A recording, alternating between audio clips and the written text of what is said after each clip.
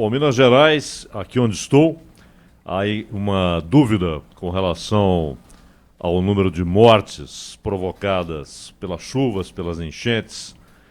E a Defesa Civil chegou a falar ontem em 47 óbitos, mas de acordo com dados coletados nas prefeituras, já são 49 mortos em razão dessas chuvas de janeiro.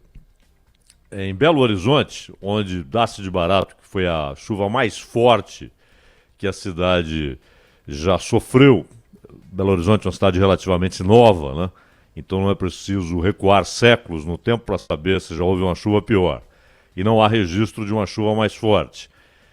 13 pessoas morreram na capital. E Betim, que é ali colado em Belo Horizonte, e Ibirité também tem um número significativo de mortes. Alto Caparaó 4, Alto Jequitibá 3, Belo Horizonte 13, Betim meia dúzia, Carangola 1 morte, Contagem 2, Coronel Fabriciano 1, Divino 1, Divinópolis 1, Ibirité 5 mortes, 1 em Tocantins, 13 em Simonésia, 1 em Santa Margarida, 13 em Pedra Bonita, 1 em Olhos d'Água, 1 em Manhuaçu e 2 em Luisburgo. Por que é preciso ver cidade por cidade? Para ver se esse número da Defesa Civil é correto. A Defesa Civil chegou a falar em 47 mortes, mas no levantamento das prefeituras o número é ainda mais trágico. 49 pessoas morreram.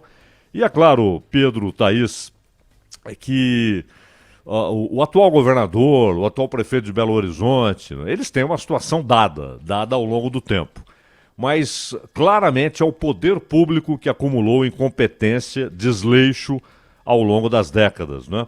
Primeiro, a incapacidade de controlar onde as pessoas montam ali moradias e, às vezes, verdadeiros conjuntos habitacionais em locais que são perigosos. Segundo, a maneira relapsa, e isso é no Brasil inteiro, né, com que muitas vezes vias foram asfaltadas, estradas foram feitas sem considerar as condições ambientais. E aí aquele negócio, a água sobe. Ao subir, se ela tem capim à margem, ela vai ser absorvida. Se ela não tem, se ela encontra asfalto, se ela encontra cimento, ela vai invadir. É uma coisa óbvia. E, ao mesmo tempo, hoje, Minas Gerais vive uma situação muito difícil do ponto de vista orçamentário, né? O Estado entrou em um colapso financeiro, então há muita dificuldade também para enfrentar as consequências de todos esses problemas, Pedro e Thaís.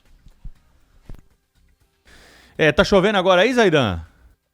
Não, mas há uma informação de que deve chover na região mais próxima ao Espírito Santo. Aliás, também é um estado afetado, né, Pedro? Também no Espírito Santo houve mortes, houve muitos problemas decorrentes das fortes chuvas e um trecho do Rio de Janeiro. Então, aquela região ali que você vai pela BR-040 em direção ao Rio. E também, aliás, um caminho feito muito pelo pessoal da região de Belo Horizonte em direção à Vitória, né, em direção ao Espírito Santo. Também ali há a expectativa de que as chuvas voltem com um pouco mais de força hoje, amanhã, pelo menos é o que diz a meteorologia, não é, Pedro? A Maria Fernanda Sinini está conosco aqui para trazer mais informações aí sobre os dados da chuva, atualizar as informações a respeito dos estragos causados nos últimos dias em Belo Horizonte, também no estado de Minas Gerais. Bom dia mais uma vez para você, Maria Fernanda. Mais uma vez, bom dia para você, Pedro. Os deputados de Minas Gerais devem propor um pacote de leis para auxiliar as cidades e as pessoas atingidas pelas chuvas. Em Belo Horizonte, que registrou o maior volume de água do último século, 13 pessoas foram vítimas dos estragos causados pelos temporais. De acordo com o presidente da Assembleia de Minas, Agostinho Patrus, o objetivo é que os projetos sejam aprovados em até 10 dias. O deputado explica que uma das propostas prevê que os municípios atingidos possam pedir um adiantamento dos repasses do Estado. Então seriam legislações importantes que tratariam, em primeiro lugar, da questão da antecipação dos recursos, do acordo entre o governo do Estado e os municípios, para que aqueles municípios com situação emergencial já reconhecida pelo Estado possam ter uma antecipação desses valores para, de imediato, fazer frente aos problemas causados pelas chuvas. Entre outras leis, a Assembleia quer garantir a isenção para a emissão da segunda via de documentos perdidos por conta das chuvas, como ressalta Agostinho Patrus. Além disso, uma legislação que autoriza o governo do Estado a isentar a todos aqueles que buscam segunda via dos seus documentos de forma gratuita, para que aquelas pessoas que perderam tudo, mas principalmente não têm os seus documentos, a sua carteira de trabalho, sua carteira de motorista, ou sua carteira de identidade, para que eles possam rapidamente fazer a segunda via dessas carteiras. Cerca de 18 mil pessoas estão desalojadas e mais de 100 cidades do estado decretaram situação de emergência. É isso aí, então esses são os números aí. O duro é ter a estrutura chinesa para erguer toda essa infraestrutura rapidamente, né, Zaidan e Thaís Herédia? Eles Sim. têm, né? Eles têm essa infraestrutura toda, né, na China. Nós aqui não, nós estamos anos-luz disso. Pelo contrário, a gente não tem planejamento urbano, né, os governadores, os governantes brasileiros, tanto de prefeituras quanto de estados, eles vão no atropelo, né, Zaidan? É uma gestão do atropelo, não é uma gestão da estratégia, do planejamento e correção de erros que foram se acumulando e que chega uma hora você não consegue mais voltar atrás e as famílias ficam em risco. Quer dizer, esse é um aprendizado que o Brasil vai precisar ter no curto prazo, mas tem coisas que precisam acontecer na prática. O investimento em infraestrutura, saneamento básico, mas também infraestrutura de estradas, rodovias, outros transportes, e mesmo na área de planejamento urbano tem muito investimento em infraestrutura visando melhoria urbana, e que o Brasil pode receber esse investimento aqui, mas precisa estar preparado para isso. São décadas, né, de relapso, de décadas de incompetência, tudo isso acumulado. A China, há 40 anos, não tinha a menor capacidade de dar resposta a um problema como esse que ela está enfrentando hoje, né? E então, em 4 décadas, esse cenário se transformou completamente. Claro, o país pode fazer isso porque tem muito dinheiro. Mas no Brasil, mesmo com dinheiro, mesmo havendo recurso, você encontra aquela mania de deixar para depois, grupos de trabalho, grupos de discussão de crise, nada sai do papel. Uma ponte cai numa estrada e os caras ficam 3 anos ali sem fazer nada, sem mover um tijolo, sem levantar uma pedra. E aí caminhões são obrigados a passar por um desvio e isso produz 200 quilômetros a mais de viagem, torna a viagem mais cara. Num país onde a produção é escoada por rodovia, isso é um prejuízo gigantesco, né? Então as pontes caem, os viadutos caem, ninguém resolve nada.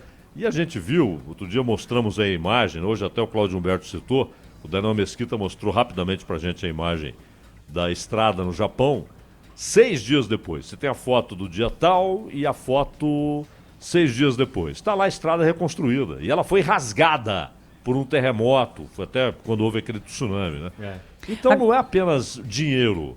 O Brasil não tem o dinheiro da China, nem mesmo do Japão, mas muitas vezes há muito recurso para ser investido. Mas há corrupção, há desvio de dinheiro, são administrações relapsas, incompetentes, e o resultado é esse aí, né?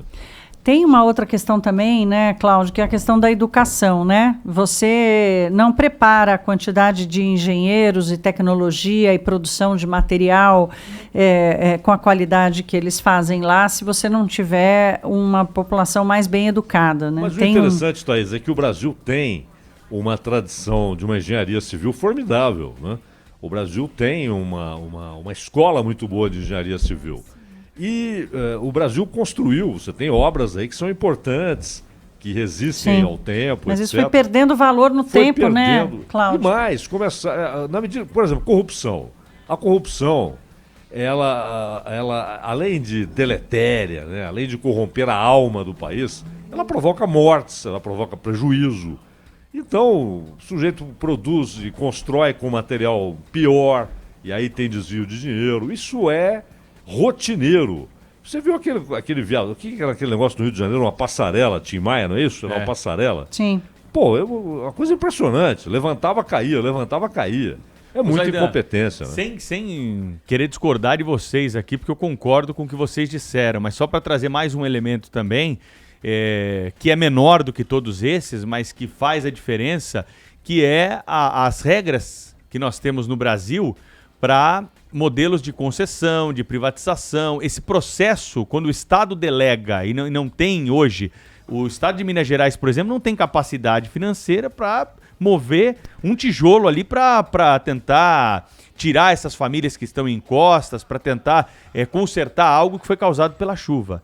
Se ele não fizer uma parceria público-privada, se ele não abrir um processo licitatório, né? Ele não faz nada. Ele não consegue fazer. E essa lei, ela é muito ruim, Thaís. A lei de concessão é péssima. Não, e tem um projeto de lei lá no Congresso Nacional que tem uma expectativa de ser aprovado agora, né? E só para fechar aqui, Minas Gerais, o orçamento de Minas Gerais, mais de 80% para pagar folha de pessoal.